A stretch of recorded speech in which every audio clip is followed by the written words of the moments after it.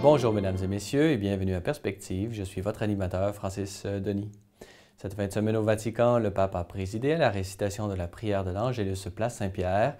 Dans son allocution, le souverain pontife a offert un commentaire de l'Évangile de la Transfiguration en soulignant que pour ressusciter avec le Christ, nous devions également le suivre jusqu'à la croix. Qui meurt avec le Christ ressuscitera avec le Christ. La croix est la porte de la résurrection, a-t-il affirmé. Écoutons un extrait. Préparer les disciples à un scandale trop important pour leur foi et annoncer la résurrection en s'affichant comme le Messie.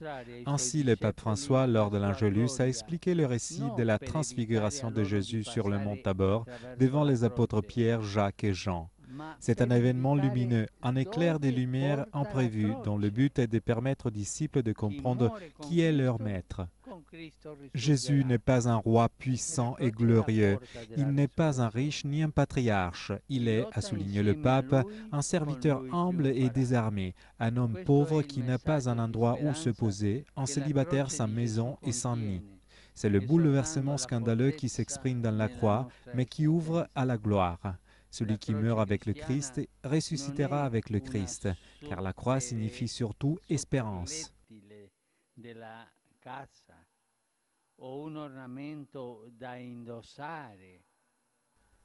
La croix chrétienne n'est pas une décoration pour la maison ou un bijou à porter.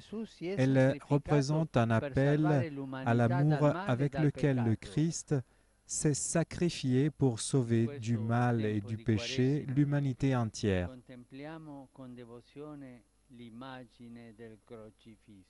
En ce temps de carême, contemplons avec dévotion l'image du crucifix. C'est le symbole de la foi chrétienne, l'emblème de Jésus qui est mort et ressuscité pour nous tous. Faisons en sorte que la croix marque les étapes de notre chemin de carême afin de comprendre mieux la gravité du péché et la valeur du sacrifice avec lequel le Rédempteur nous a tous sauvés.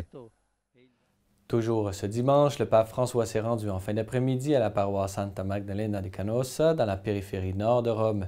Accueilli par son vicaire, le cardinal Agostino Vallini, ainsi que les membres de la communauté des Fils de la Charité à qui est confiée l'Église depuis plus de 30 ans, le pape a ensuite pu célébrer l'Eucharistie accompagné des fidèles de la paroisse.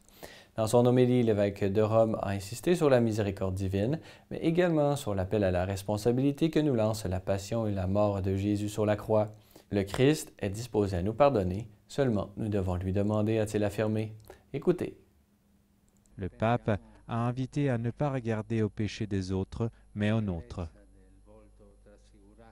Pensons aussi à la beauté du visage transfiguré de Jésus que nous rencontrerons dans le ciel. Que cette contemplation des deux visages de Jésus, celui transfiguré et celui qui s'est fait pécher, qui est fait de malédiction, nous encourage à continuer sur le chemin de la vie chrétienne, qui nous encourage à demander pardon pour nos péchés et à ne pas trop pécher, qui nous encourage surtout à faire confiance, car s'il s'est fait pécher, c'est parce qu'il a pris sur soi les nôtres.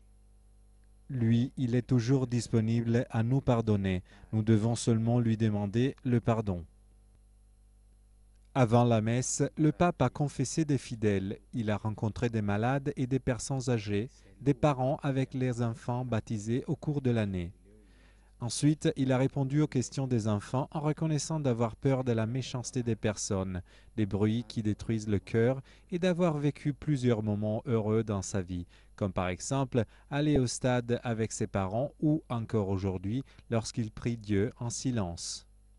Notez en terminant qu'aujourd'hui, 13 mars 2017, le pape François célèbre le 4e anniversaire de son élection comme successeur de Pierre. Pour l'occasion, le secrétaire d'État du Vatican, le cardinal Parolin, s'est exprimé sur ces 4 années en soulignant les différentes dimensions de son pontificat. Jubilé de la miséricorde, synodalité, réforme de la curie et témoignages personnels sont quelques-uns des sujets abordés dans une entrevue que vous pourrez lire à l'adresse qui apparaît au bas de l'écran. Voilà, c'est tout pour aujourd'hui. Bonne fin de soirée à tous. À la prochaine.